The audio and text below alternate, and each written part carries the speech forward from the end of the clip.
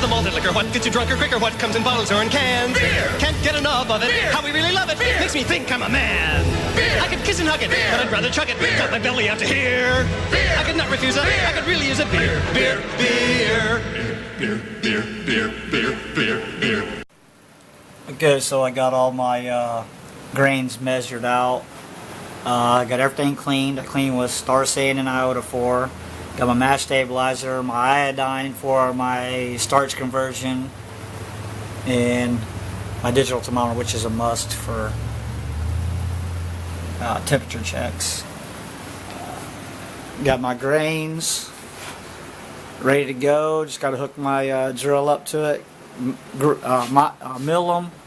mill them into this little box that I got sitting down here, and I got a thing underneath it, so it sits down there and works pretty well. Then I take my mash tun, I'll put my mash tun up here on top of my bench.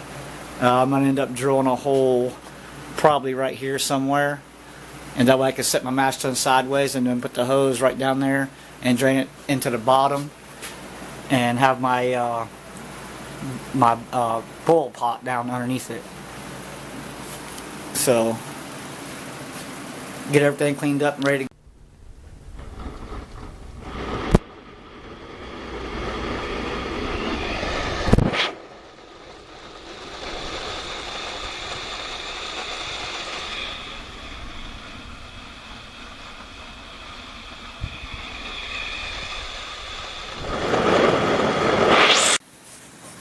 Alright, there's your crush. You can see all the kernels are cracked. It just leaves the holes. And it ends up being a pretty nice crush. Even with a cheap mill. I think I got it set pretty well. Some of it comes out a little powdery, but that's still alright. That turns out to be a pretty good crush. Okay, so now it's time to pick out our yeast and hops.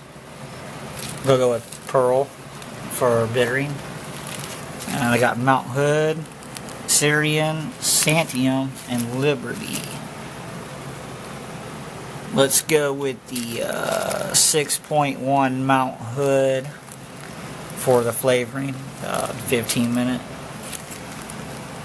And a 3.4 Styrium for the aroma, and then we'll end up dry hopping it probably with the 4.5 Liberty, and we'll go with my favorite, the US-05. So, and at some point today I will transfer this honey lager that I got sitting down here in this fermentation chamber at lagering at right now about 51 degrees. Sometimes it hits about 53, 54. Okay, mashed in. It's sitting in between 152 and 154 in different areas. So, looks like pretty good. I'm going to try to get it a little bit lower, but I try to get it drier so it's not such a sweeter beer. Yeah, a higher mash temperature makes it sweeter, and the lower mash temperature makes it drier. So I try to get it around 151 to 153, but close enough. Okay, as you can see, the mash temp is sitting at 153 now. Got it going into my mash tun with the lid closed. So 153.1, and we'll start our 1 hour mash and see what it is.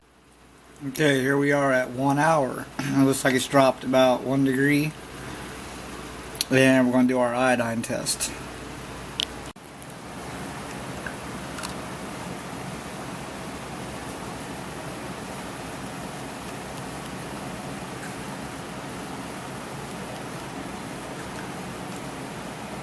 Yeah, see how fast it clumps up and it stays brown?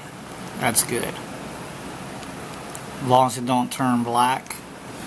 You stir around like this, it kind of gets clear. It stays the same color, brown. It'll almost dissolve completely into the wort, so it looks like that. Excellent. Starch conversion is complete. So now we can do our Vorlauf. Since starch conversion is done. And we'll just run into this pail until it runs clear and the grain bed settles down. And then we're going to batch sparge this one instead of fly sparging it. It seems to be quicker, about the same efficiency. You can't really tell the difference. So that's what we got. So when this runs clear, then we'll get ready to batch sparge. Okay, heating up our sparge water. Oh yeah, and by the way, happy Beer Fun Friday.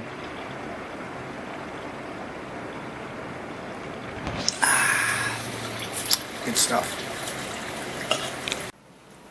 Okay, so we got our first, second, and third hop additions. And we'll put the rest of those hops back in the kegerator. Where they should go. Keeps it pretty cold. Sorry about the camera movements. Oh yeah, there's some Bud Light that's been down there forever for people like Falstaff Brewing that don't know how to drink real beer that you can make real beer.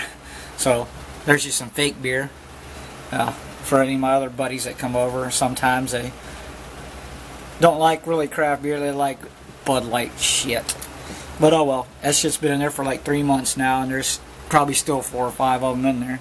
So evidently they don't drink too much beer, but I do. So cheers. Vorloffing the second runnings, lot clear, good sign. So get that back in there. We'll just batch sparge. This one didn't fly sparge it. So get that running clear, run it back in there. Then we'll get ready for the boil. Alright, Vorloff set. Fill in our brew pot. Of course, that's been used quite a few times, especially when I was making my darker beers, it stains. So about time to get a new brew pot, huh? So yeah, baby, we about getting there. Okay, so this is what it's saying. My bittering IBUs would be 25.1. Color is only 5.2 SRMs. Estimated alcohol by volume is going to be 4.1. Saying the original gravity be 1042. We'll find that out here in the next video after I boil it down and do the gravity check. I'll get back with you on that. But I am kegging it, ale 2-stage, single fusion batch, full body batch sparging. So it's got your total grains, no hops, bitter ratios, pre-boiled, all that stuff. Beersmith is a great program. I would recommend that to anybody.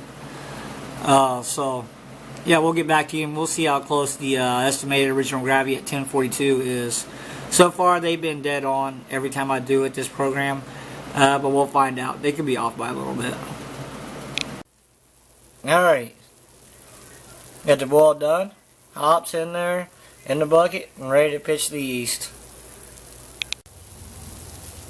The yeast is in. Time to cap it. Alright, bubbler on. Capped. Yeast in. Making beer. Okay, so that's it for this Beer Fun Friday.